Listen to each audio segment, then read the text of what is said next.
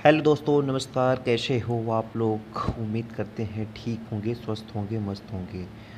और दोस्तों, मैं प्रवीण। मैं इस समय पर आज आपको सीटेट का क्लास फोर्थ का ईवीएस इन्वायरमेंटल स्टडीज़ का एनसीईआरटी का आपको मैराथन क्लास देने जा रहे हैं, जो कि आपके सीटीटी के लिए सफिशिएंट होगा। हालांकि 2-4 नंबर इस नोट से फंसने वाले हैं। प्यारे बच्चों, मैं उम्मीद करता हूँ कि आप लोग ठीक ठाक से पढ़ रहे होंगे, स्टडी करते होंगे। और बच्चों, इसमें पे सीटेट भी अपना कुछ लैंग्वेज अगर प्यारे बच्चों इसमें पर सीटेट भी अपना कुछ पेपर का पैटर्न अगर कहें तो थोड़ा लेवल अच्छा कर दिया है। हालांकि एनसीईआरटी आपको अच्छे ढंग से पढ़ना होगा, ठीक है। आपको मैं एनसीईआरटी पढ़ा रहा हूँ, क्लास फोर्थ की है, ठीक है। तो क्लास फोर्थ में आज क्लास चैप्टर नंबर 1 हम ले चलेंगे। कौन सा? चैप्टर नंबर 1 लेके चलेंगे। क्या क्या बल्लभ, देखिए बल्लभ एक चैप्टर है। बल्लभ एक लकड़ी से बनी एक छोटी नाव को कहते हैं। यह केरल में चलती है, ठीक है। ध्यान देना कि बल्लभ जो होती है यह एक लकड़ी से बनी बनी होती है। क्या बोलते हैं इसको? यह एक किससे बनी होती है? यह एक लकड़ी से बनी होती छोटी नाव होती है, जो कि यह केरल में चलती है। क्या चलती है? बल्लभ चलती है, ठीक है दोस्तों। ये बल्लभ चलती है। फिर देखिए, रेगिस्तान रेगिस्तान में, ठीक है। राजस्थान में स्थित, देखिए राजस्थान हो गया, राजस्थान में रेगिस्तान जाइए, ठीक, जहाँ ऊँट को जहाज बोलते हैं। में बच्चे ऊँट गाड़ी पर बैठकर स्कूल पहुँचते हैं। क्यों ऊँट गाड़ी बैठते हैं? ऊँट क्यों बैठते हैं आपको पता है? ऊँट क्यों बैठते हैं? क्योंकि ऊँट जो होता है ना, ये बालू का जहाज होता है। और राजस्थान में रेगिस्तान है, रेगिस्तान में बालू ज़्यादा होती हैं, ठीक है। ये हो गया। फिर आगे देखिए, चैप्टर नंबर 1 में इतना ही था, आपको इतना ही पढ़ना था। हाँ, चैप्टर नंबर 2 में आइए। चैप्टर नंबर 2 में आपको हाथी के बारे में पढ़ना होगा, ठीक है। हाथी के बारे में पढ़ना होगा। चैप्टर नंबर 2 में किसको पढ़ना होगा? हाथी के बारे में आपको पढ़ना होगा। देखिए, हाथी, एक बड़ा हाथी एक दिन में 100 किलोग्राम से ज़्यादा झाड़ियाँ खा लेता है। झाड़ियाँ मतलब समझते हो ना, जो पेड़ पौधे होते हैं, पेड़ पौधे जो उसके पत्ते होते हैं, ठीक है। तना की बात नहीं, उसके पत्ते जो होते हैं 100 किलोग्राम मतलब कहें तो 1 केजी, मतलब 1 कुंटल से ज़्यादा खा लेता है। कौन खाता है? हाथी। मेरे बच्चों, इस तरह से सीटेट में 2017 में 18 में यहाँ से क्वेश्चन आया था। बोला था कि एक बड़ा हाथी एक दिन में कितना खाना खा लेता है? तो ठीक है, तो उसका ऑप्शन होगा 100 किलोग्राम, मतलब 1 कुंटल खा लेता है। हाथी बहुत कम आराम करता है, ठीक है। हाथी बहुत कम आराम करता है, यह 2-4 घंटे सोता है। ध्यान दीजिए कि हाथी केवल 2-4 घंटे सोता है और 1 कुंटल खाना खाता है, ठीक है। आप ऐसे पढ़िए। अब देखिए, हाथी को पानी हाथी को पानी और कीचड़ बहुत पसंद है। मतलब वो जो ठंडे होता है ना, जैसे क्या बोलते हैं, ठंडा दलदला स्थान होता है। जैसे मान लीजिए कि ये पानी भरा हुआ है, ठीक है।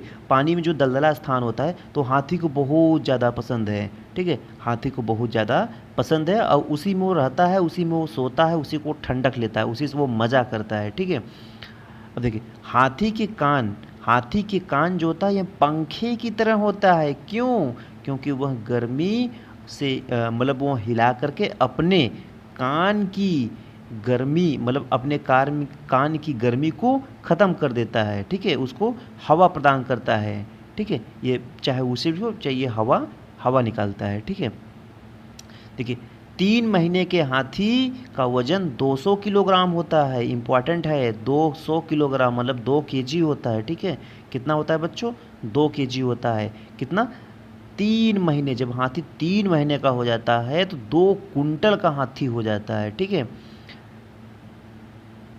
देखिए, हाथियों की झुंड में क्या हाथिनी देखो, हाथियों की झुंड में केवल हथनी, हथनी मतलब समझती हो, जो बड़ी, जिसको हम लोग बोलते हैं ना दादा दादी, ठीक है। अब देखिए यहाँ पे है कि हाथियों के झुंड में केवल हाथिनी और बच्चे रहते हैं। एक झुंड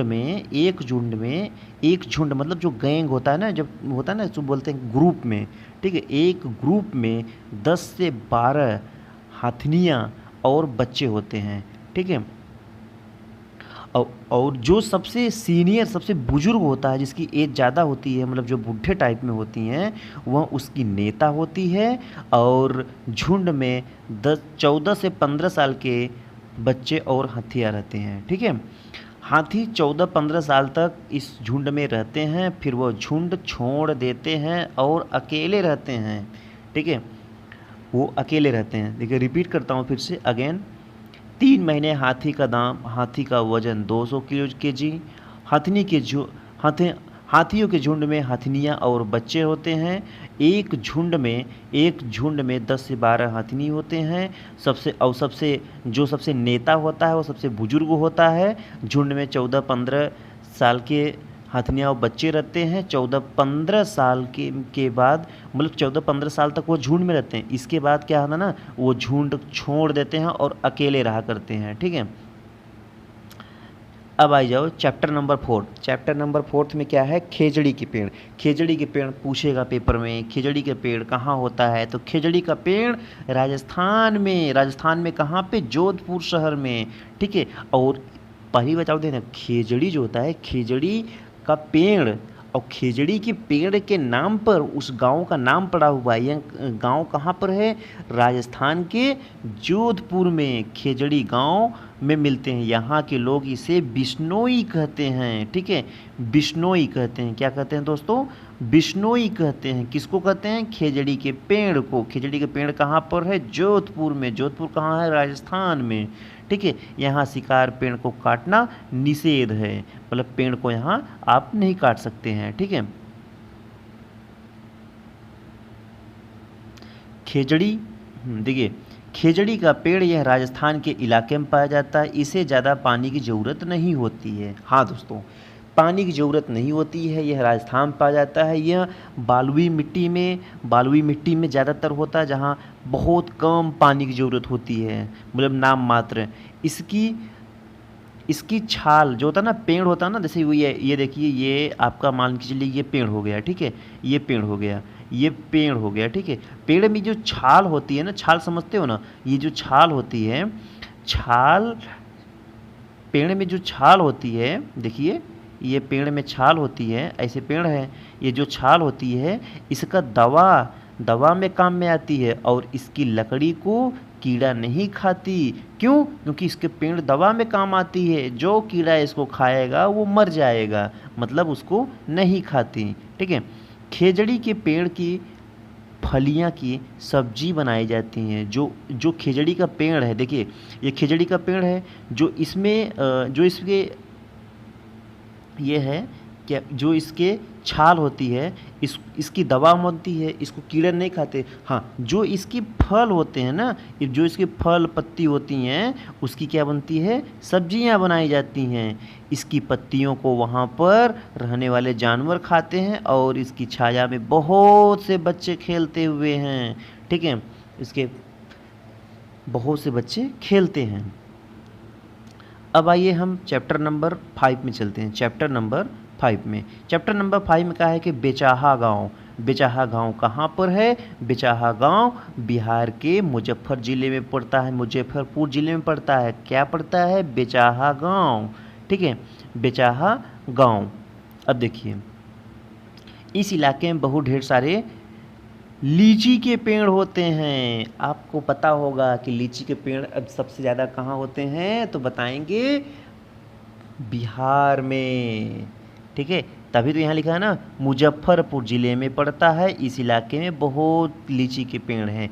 लीची के फूल मधुमक्खियों को लुभाते हैं। आप देखिए, कोई ठेला वाला पर कोई भैया फल बेचते रहते हैं, तो उसमें मधुमक्खी देखियो ना, बहुत ढेर सारी मधुमक्खी रहती हैं। फिर पूछेगा कि इसका जो, देखिए आप जानते हो कि अंगूर होता है ना, लीची मतलब अंगूर कब आता है मार्केट में, गर्मी में आता है। तो गर्मी में इसका मतलब आता है कि फरवरी, मतलब कि जून जुलाई, मतलब मार्च अप्रैल तक आ जाता है। इसका मतलब है कि फरवरी में फूल खिलते हैं, फरवरी में खिलते हैं।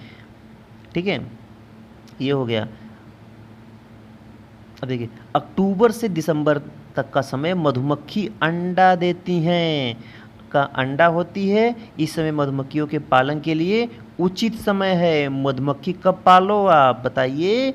अक्टूबर से कब? दिसंबर के बीच में। ठीक है, अक्टूबर से दिसंबर के बीच में। अब आगे बढ़िए हैं, आगे बढ़ते हैं। मधुमक्खी देखिए, हाँ, मधुमक्खी एक समूह में कार्य करती हैं। क्या? मधुमक्खी एक समूह में कार्य करती हैं। मधुमक्खी एक समूह में कार्य करती हैं। हर छत्ते में एक रानी होती हैं जो अंडे देती हैं। ठीक है, जो अंडे देती हैं। छत्ते में कुछ नर मक्खी भी होते हैं। छत्ते में बहुत सारी मक्खियाँ काम करने वाली होती हैं। ये दिन भर काम करती रहती हैं, शहद के लिए फूलों का रस ढूंढती हैं। जब किसी मधुमक्खी को रस मिल जाता है तो वह एक तरह का नाच करती हैं। उससे दूसरी मधुमक्खियों को पता चल जाता है कि रस कहाँ पर है। ठीक है, रस कहाँ पर है। वे इस रस से शहद बनाती हैं और छत्ता बनाती हैं और बच्चों को पालने का काम करती हैं। ठीक है, शहद के बिना वो छत्ते की सारी मधुमक्खियाँ भूखी रह जाती हैं। नर मक्खी छत्ते के लिए कुछ खास काम करते हैं। ठीक है, सभी चींटियाँ का काम भी बटा होता है। रानी चींटियाँ अंडे देती हैं, सिपाही चींटियाँ बिल का ध्यान रखती हैं, मजदूर चींटियाँ बिल भोजन ढूंढ लेती हैं। आगे रिपीट करते हैं बच्चों, देखिए कि सभी चींटियाँ की काम बटा होता है। रानी चींटियाँ अंडे देती हैं, सिपाही चींटियाँ बिल ढूंढती हैं और मजदूर चींटियाँ बिल का भोजन तक ढूंढ कर लाती हैं। अब हम आगे बढ़ते हैं। दीमक और तैतैये भी इसी तरह समूह में कार्य करते हैं। दीमक और तैतैये भी इसी समूह में कार्य करते हैं। अब देखिए, पार्ट नंबर 6 में आ जाए। अब हम पार्ट नंबर 6 में आ गए। कहाँ पे? पार्ट नंबर 6 में। Chapter number 6, Gandhidham. गांधीधाम अहमदा और बल्लभ में, गुजरात। देखिए, गांधीधाम अहमदाबाद में और वलसाड गुजरात में है। और काजीगंगा कहाँ पर है? काजीकोट कहाँ पर है? केरल में है। ठीक है, ये चैप्टर इतना था। गांधीधाम अहमदाबाद में और वल्लभसाड़ गुजरात में और कोजिकांड केरल में। ठीक है बच्चों, अब हम आगे बढ़ते हैं। थोड़ा स्याही चीज कर देते हैं।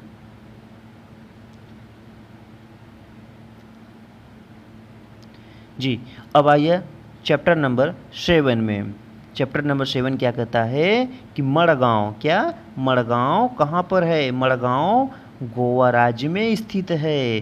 गोवा से केरल तक के, देखिए सबसे इम्पोर्टेंट क्वेश्चन बच्चों, यहाँ से क्वेश्चन पूछा गया है कि देखिए, ये तो आपको पता है ना कि मड़गांव कहाँ पर है? गोवा राज्य में स्थित है। अब फिर बोला है कि गोवा से केरल तक। क्या?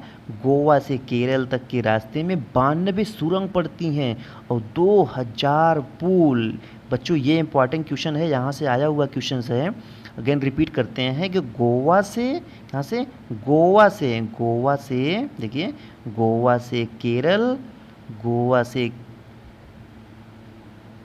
गोवा से केरल तक के रास्ते में 92 सुरंगें और 2000 पुल हैं। ठीक है, अब हम आगे बढ़ते हैं। मलयालम क्या? देखिए, मलयालम में माँ की बड़ी बहन को वलियमा और नानी और अम्मू माँ कहते हैं। ठीक है, अब देखिए, अब चैप्टर नंबर 8 में चलते हैं। चैप्टर नंबर 8 में क्या है कि केरल के कई भागों में एक जगह से दूसरी जगह जाने के लिए फेरी व अन्य नावों का इस्तेमाल करते हैं। ठीक है, देखिए, केरल के एक भागों से, मतलब ये सपोज करो कि ये केरल हो गया। ठीक है, ये केरल हो गया, ये 2 पार्ट में है और ये पानी का है। ठीक है, तो ये पानी है। तो यहाँ पे यहाँ पे मान लो ये नाव है, ठीक है, क्या है बच्चों, ये नाव है। तो अब ये देखिए,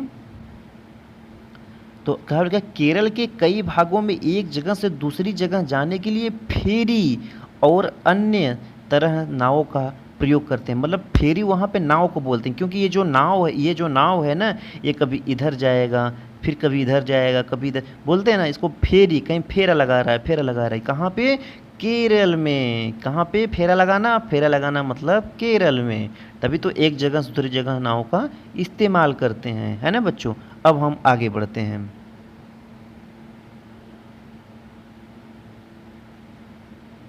आओ चैप्टर नंबर 10 में। चैप्टर नंबर 10 में कर्णम मालेश्वरी के बारे में पढ़ें। कर्णम मालेश्वरी एक कौन सा है, एक वेट लिफ्टर हैं। यह आंध्र प्रदेश की रहने वाली हैं। कहाँ की रहने वाली हैं, आंध्र प्रदेश की। इन्होंने भारत के लिए 29 मेडल जीती हैं। कितने मेडल जीती हैं बच्चों, 29 मेडल। इनके पापा पुलिस के एक हवलदार थे, मतलब पुलिस में कांस्टेबल पद पर थे। जब ये 12 साल की थी तभी से ये वजन उठाने का काम करती हैं। कौन काम करती हैं, कर्णम मल्लेश्वरी। कर्णम मल्लेश्वरी कौन है, एक वेट लिफ्टर हैं। ये आंध्र प्रदेश की रहने वाली है। इन्होंने 29 मेडल जीता है। इन्होंने 29 मेडल जीता हुआ है। ये वेट लिफ्टर हैं और ये आंध्र प्रदेश की रहने वाली हैं। इनके पापा पुलिस में हवलदार हैं। जब ये 12 साल की थी तो ये वेट उठाने का अभ्यास करती थी। ठीक है बच्चों, अब आगे बढ़ते हैं। अब कर्णम मल्लेश्वरी जो है 130 की जो, मतलब 1 कुंटल 30 ग्राम का वजन उठा लेती हैं। 1 कुंटल मतलब 130 केजी का वजन, 130 केजी का वजन इस समय पर कर्णम मल्लेश्वरी उठा लेती हैं। ठीक है, अब बच्चों हम चैप्टर नंबर 11 में चलते हैं। चैप्टर नंबर 11 में है कि उत्तराखंड के बारे में जानिए। उत्तराखंड में पहाड़ों के बीच में एक ऐसी जगह है जहाँ फूल होते हैं, वहाँ फूलों की घाटी कहलाती है। प्यारे बच्चों, एग्जाम में क्वेश्चन आपसे पूछेगा कि फूलों की घाटी क्या कहलाती है, मतलब क्या कहलाती है, बोल देना उत्तराखंड कहलाती है, फूलों की घाटी। ठीक है, यही क्वेश्चन पूछेगा। उत्तरांचल, उत्तराखंड। ठीक है, फूलों की घाटी ऐसी जगह जहाँ फूल होते हैं। ठीक है, देखो बिहार में मधुबनी नाम की एक ज़िला है जहाँ त्योहारों पर खुशी के मौके पर वहाँ पे दीवारों और आंगन की इस तरह के चित्र बनाए जाते हैं। ठीक है बच्चों, मधुबनी एक बिहार का एक ज़िला है जहाँ किसी त्योहार पर दीवालों में आंगन में इस तरह के चित्र बनाए जाते हैं। इस तरह से चित्र कौन कौन से हैं, देखिए चित्र में आपका हो जाएगा इंसान, जानवर, पेड़, फूल, पक्षी, मछलियाँ और अन्य जंतु भी बनाए जाते हैं। कहाँ बनाए जाते हैं बच्चों, बताओ कहाँ बनाए जाते हैं, आप बताइए कहाँ बनाए जाते हैं। दीवार पे बनाए जाते हैं। कहाँ, कौन सी पे जगह पे, यह बिहार के मधुबनी ज़िला है। कौन सा ज़िला है, मधुबनी। अब देखिए, यह पीसे हुए चावल के घोल में रंग मिलाकर बनाए जाते हैं। ये रंग खास तरह के होते हैं। इन्हें बनाने के लिए नीला जो होता है ना, कुछ लोग कपड़े में डालते थे, ठीक है, नील, हल्दी, फूल, पेड़ों के रंग आदि इस्तेमाल करते हैं। पीसे हुए चावल में ये डालते हैं, तो फिर दीवार पर और आंगन में इंसान का चित्र, जानवर का चित्र, पेड़ का चित्र और फूल, पक्षी और मछली और अन्य चीज़ें भी इसमें बनाए जाते हैं डाल के। ठीक है, अब बच्चों हम थोड़ा आगे बढ़ते हैं। उत्तर प्रदेश में बहुत इम्पोर्टेंट क्वेश्चन, सबसे ज़्यादा और टैलेंटेड क्वेश्चन एग्जाम में ठोकने वाला। उत्तर प्रदेश में कचनार के फूलों से, केरल में केले के फूलों से, महाराष्ट्र में सहजनते के फूलों से सब्जी बना लेते हैं। ठीक है, अगेन रिपीट करते हैं बच्चों। उत्तर प्रदेश में देखिए, उत्तर प्रदेश में सब लोग कचनार के फूलों से, केरल में केला, देखिए ट्रिक देखिए,